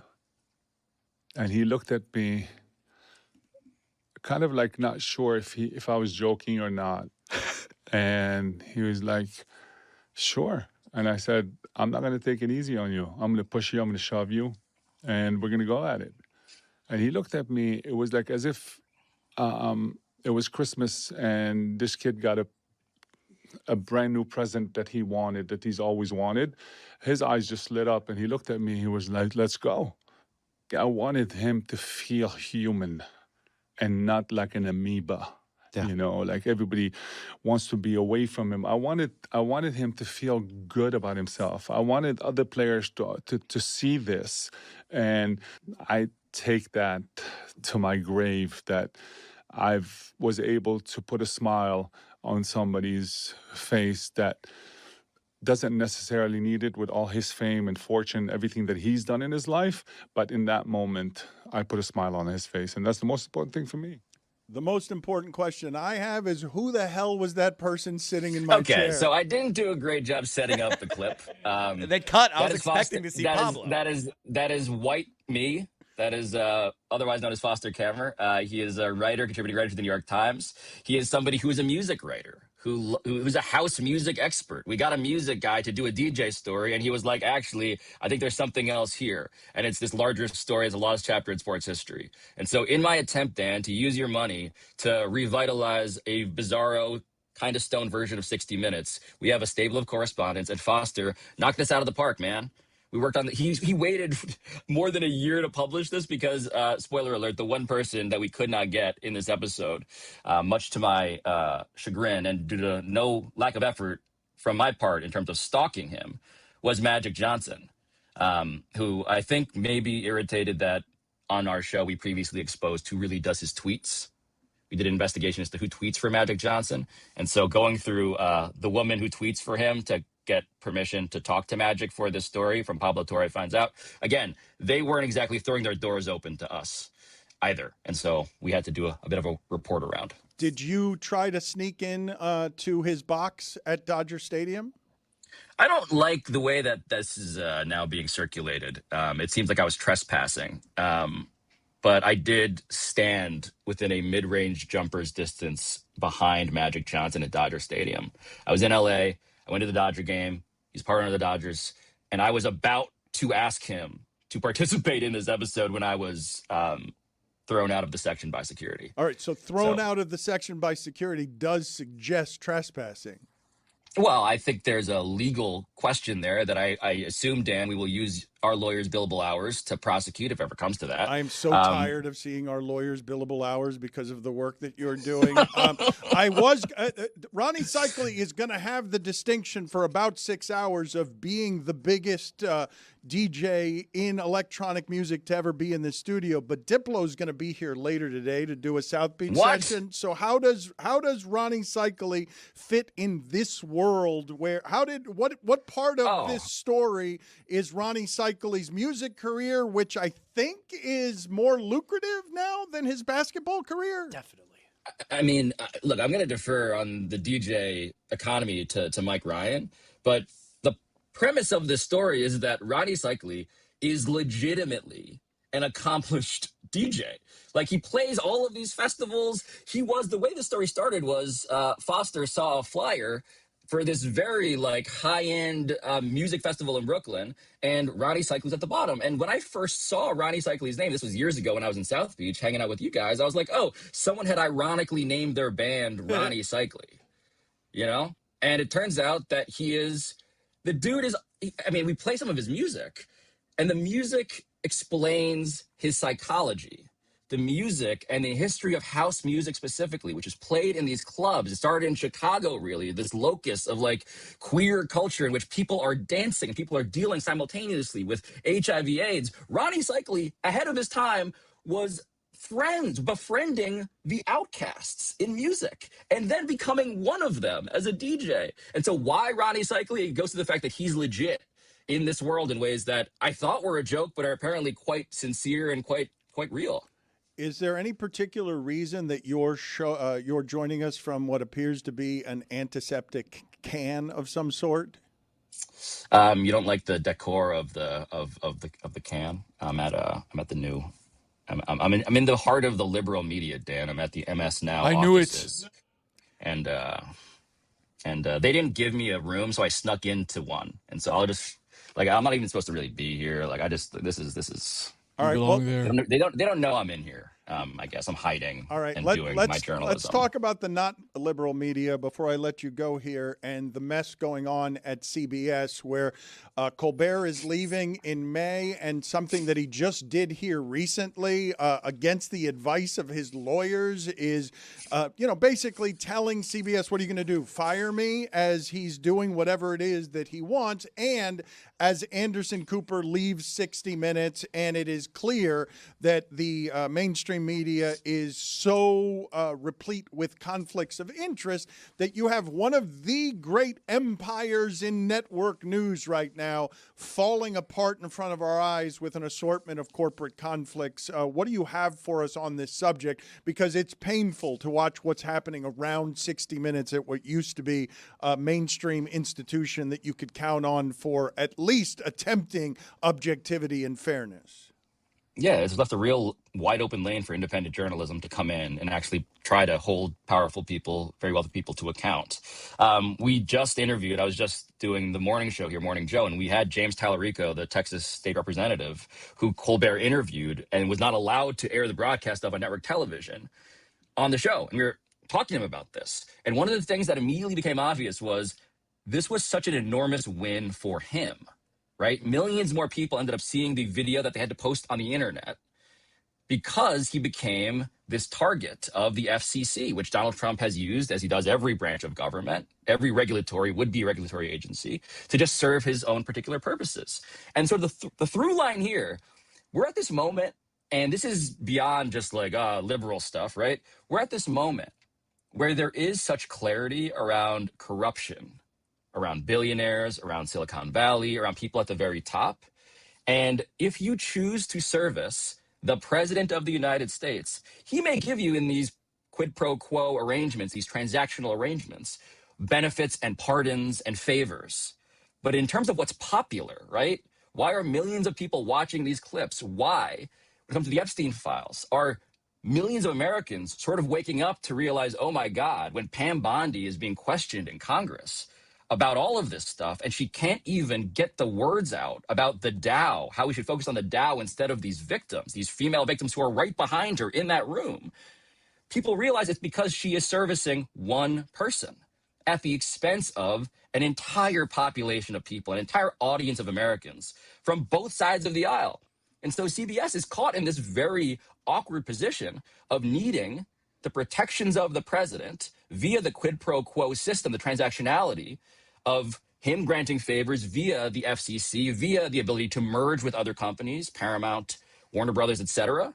But in the meantime, they are losing audience. And they're losing, more important than that even, the confidence of a public that, frankly, says, you guys are lying to us because we're not so stupid anymore. And that's the part where there's a real opportunity. And that's what CBS is opening the door for, is for people to call them out on it and call the administration out on servicing one guy at the expense of an entire country. The folks who listen to this show have heard me lament the idea that I don't really believe that a whole lot of people understand what it is that Meadowlark Media is aspiring to be amid this climate. I do believe that this audience and its allegiances are, at least in part, because they do appreciate what it is that Pablo and we are trying to do at a time where a whole lot of people are compromised and conflicted. You talked with David Remnick of The New Yorker and Ezra Edelman, who did the O.J. Simpson documentary, about what specifically is happening right now at The Washington Post. Can you take us through what you thought were the most interesting parts of that conversation as you watch these entities like CBS and Washington Post not have the wherewithal for what the present moment demands? Yeah. So what we're doing at Meadowlark, right, is saying, what if we use this money to create frankly, a coalition of people who will use journalism to hold the most wealthy and therefore dangerous people in this country to account? And so it is incredibly gratifying to have David Remnick, the editor of The New Yorker, and our grumpy friend Ezra Edelman, who's the greatest documentarian of our time, basically come into your studio, Dan, in New York and have this conversation. It's very clear what's happening. I mean, Remnick, who studies not just Russia, but also the Washington Post as a former employee, he, funny enough, was like, a branch on the Tony Kornheiser coaching tree, that dead sports section. He used to work there. What he points out is that you don't need to be some incredible media incisive analyst to point out that this is Jeff Bezos. Like the Melania documentary, which Remnick watched, which is hilarious. They sold novelty buckets like it's Dune. They sell novelty popcorn buckets for the Melania movie. The Melania movie is not a movie. The Melania movie is basically like crypto is. It is a way to transact and to funnel money from one private enterprise to our government. And the reason that's meaningful and why Ezra was also in the room is because, of course, that is corruption wearing the disguise of media. That is corruption wearing the disguise of a documentary. Right? It's in the Washington Post, corruption wearing the costume of a newspaper. I don't think people can tell the difference. I don't think enough people can tell the difference. I think that's what's happening with the ability to take a hatchet to all of it with just the two words fake news. Well, and that's why you need people who will say it explicitly without also, hopefully, forgetting that this needs to be also entertaining and fun. Right? Like, that's why, everything I do with this and that you have funded is the premise of this is important, but could also be a thing, a ride. Right? And what's more fun to me, at least as a journalist, than like exposing as if you are a detective in a movie, perhaps about the Washington Post, All the President's Men, in which you are aiming up. You're not aiming left or right. You're aiming up.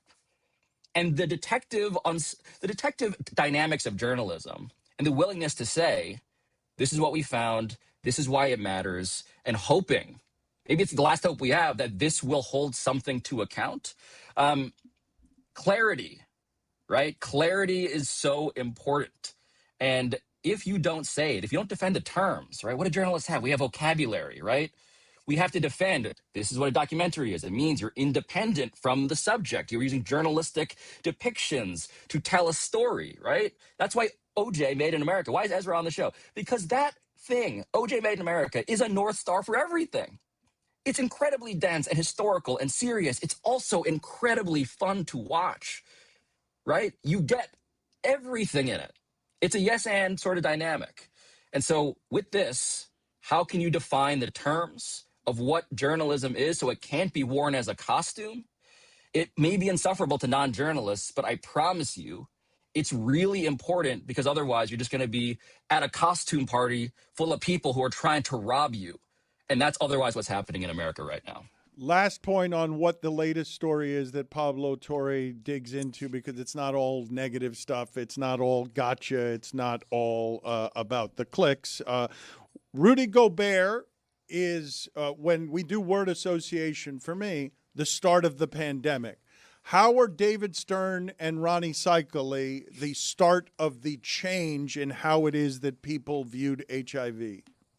Yeah, people didn't know about what this was. I was 6 years old in 1991, and I remember learning about HIV because of Magic Johnson. The power of sports is that it has all of these people in the audience who are not looking for the thing that is otherwise being presented to them as vegetables, right? That's kind of the theory of what we're doing here right now, is you come to this for the sports, and then you realize, oh my God, these people in sports, they're these humans who have problems and glorious successes and weird idiosyncrasies. And in Magic Johnson's case, it was him having HIV.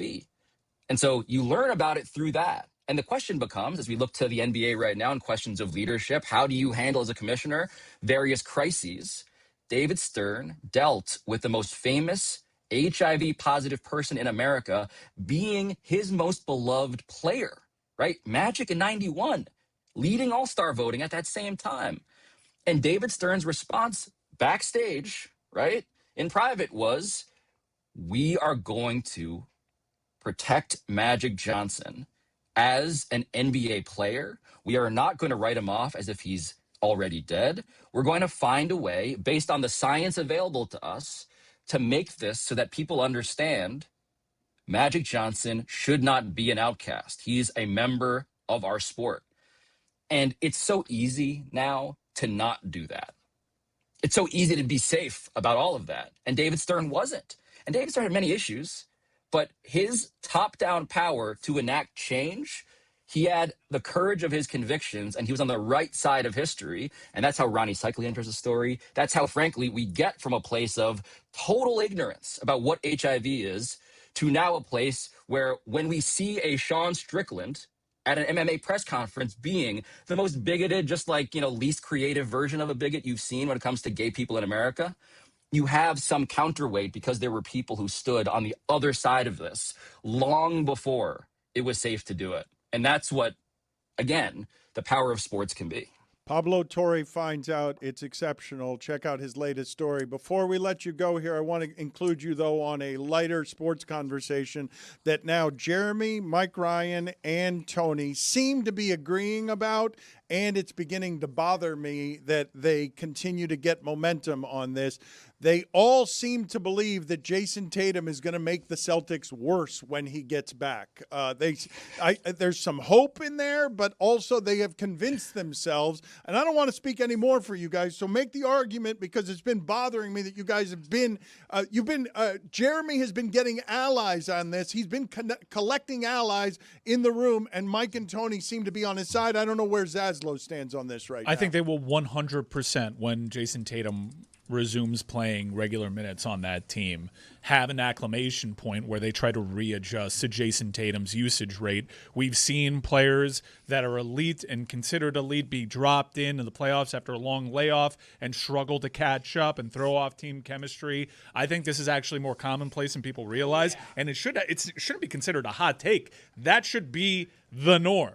That should be what we expect. And if Jason Tatum somehow surpasses that expectation, it's a credit to him and it's a credit to that team. But I don't think it's hot takey at all. It's only natural. We absolutely went through it down here in 2001 with Alonzo Mourning and the Miami Heat. That was a good Heat team. Anthony Mason was the best player. It was his only all-star year. It wasn't a champion Heat team. They lost in the first round and couldn't handle Jamal Mashburn. Third ally. They could not have been a championship team. They were not a championship team. They were an Anthony Mason-led team, and Anthony Mason didn't want Zoe back. Zoe made them worse. Not Jason Tatum, not a champion. Right, but so I would also add to it, while I do think that it could wind up having the Celtics take a step back, because it's going to be hard to acclimate that player back when you have Jaylen Brown, who has taken over that role, and then depending on how quickly he gets back before the playoffs, to just throw that player out there in postseason action is going to be difficult. But you obviously do it if you're Boston, because I'm sorry, the Celtics are a fun story. They're number 2 or 3 in the East right now. They have no chance, currently constructed,